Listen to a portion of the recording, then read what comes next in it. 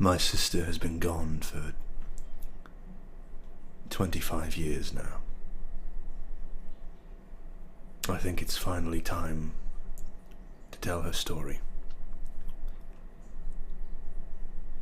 It was summer. My sister Ella and I had barely lived on the farm 6 months. Our father was off in the military, having been gone about 2 years by this time. We missed him dearly. The farm sat in the middle of nowhere, with miles and miles between our family and others. Our mother worked hard to raise us. Work only increased due to the fact that she also tended the farm. We tried our best to help our mother with the daily chores, feeding the chickens, collecting the eggs, giving the animals hay, and stopping the pigs. We felt we did hard work, though our portion of the work was less than 10% of what it was needed to be done. Most of our time was spent doing what any 6 and 8-year-old might do. Played in the yard. Our house was an old, white, painted 2-story house, plus basement. The paint chipped off the exterior walls and the shutters were missing, but it was cosy and nice, even having a large tire swing on the tree in the front. Surrounding the house and barn were what felt like miles of cornfield. Ella and I often ran through the corn, playing various games, hide and seek and such. It just so happened that one day we ran further through the corn than we ever had. The field broke way to a large, empty, desolate, barren land. Now I say empty, but of course there was tall, unattended grass and a singular tree. The tree in itself was a somewhat disturbing sight. The bark black and flaking, branches barren and gnarled. The trunk stood tall and thick. A grown adult could have stood on the other side and we wouldn't have known. The trunk twisted and bent in a sort of unnatural way. Just looking at the tree made me uneasy. It didn't help that the world around us was dead silent. No birds, no bugs. The wind held its breath. The tree expelled a kind of aura, the kind that held with it the stench of rotting wood and animal carcass that filled our nostrils. Gripping my sister's hand, I tried to pull her back, begged her to turn back. She smiled at me, told me it was okay, then convinced me that we needed to take a rest. So, against my better judgment, we sat at the roots of the beast. Oh God. If only I knew then what I know now, I would have picked her up and carried her home kicking and screaming. I felt like we talked for hours. We talked about everything. We talked about how we missed Dad, how we were excited for the pumpkin harvest, how we carve some for Halloween and what we'd dress as for trick-or-treat, which we'd have to do in town. Eventually Ella brought up her sadness at the lack of toys we owned due to the fact that we hadn't quite made enough off the farm to buy new ones. She told me if she could, she'd wish for new toys and other luxurious things. Suddenly, with an abruptness that made us both jump to our feet, startled, we heard a loud thump from behind the tree.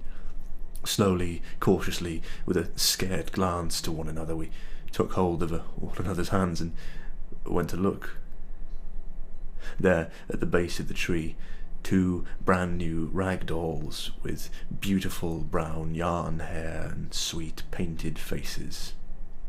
Each doll wore a different dress, one yellow, the other sky blue.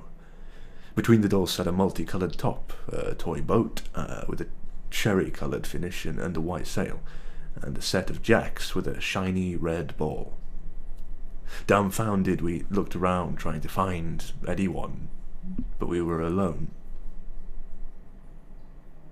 Ella gathered the toys, despite my protests, and we went home. Day after day, Ella went back to the tree. I refused to go near it. It terrified me. Each day she brought back more and more things, sweets, toys, books, costume jewellery and clothing in her exact size. Mum never seemed to notice. How could she when she was so busy with the farm?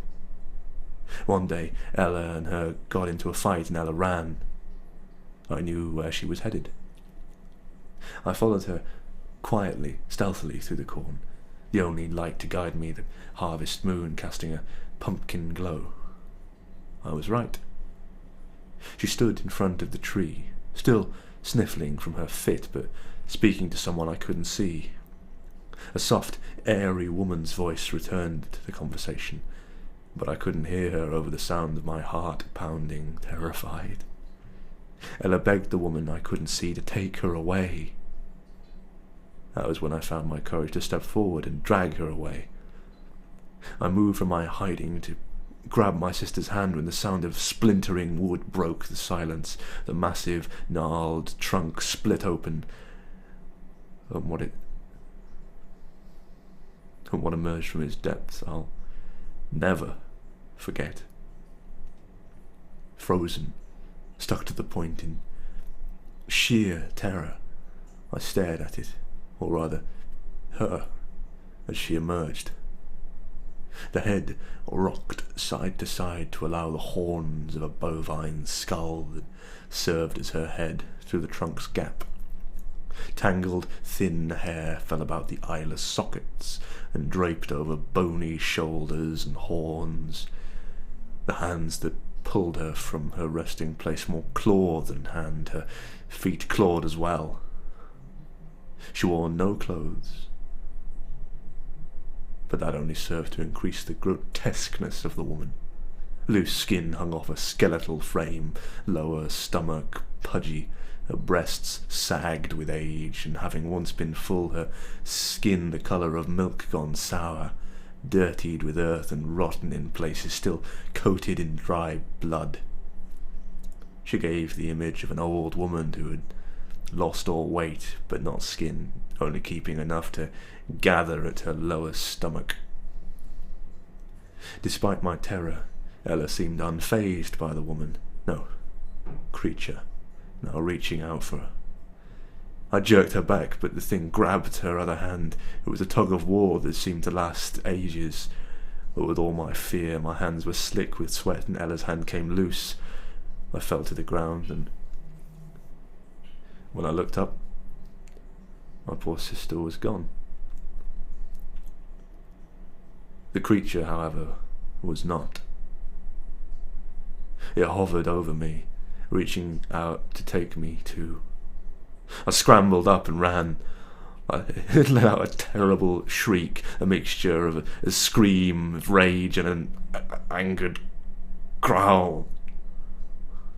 It hunched down to all fours, giving chase through the corn after me. Crying, my vision blurred, I fought my way through.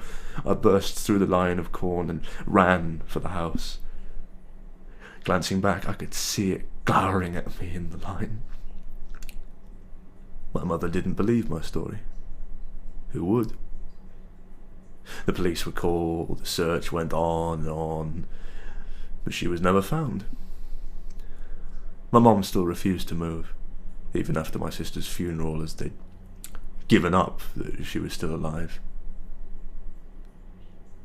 So I grew up in that house. I never played in the corn again. I knew it was out there, watching, waiting. At the age of 19, I went back to the tree, chainsaw in hand. I would make sure that no one would ever go through what I did. God, I was a fool. It took me a good part of an hour, but I cut it down. And over the next few weeks we burned that damn thing. I wish I could tell you that that was the end of it. But I sit here now in my childhood home, typing by a low light and the light of a full harvest moon. Outside, peering at me from around the tree in the front yard, the one with the tire swing, It waits. It seems by destroying and burning the tree, I merely released it to move closer. I've not left my house in 14 years.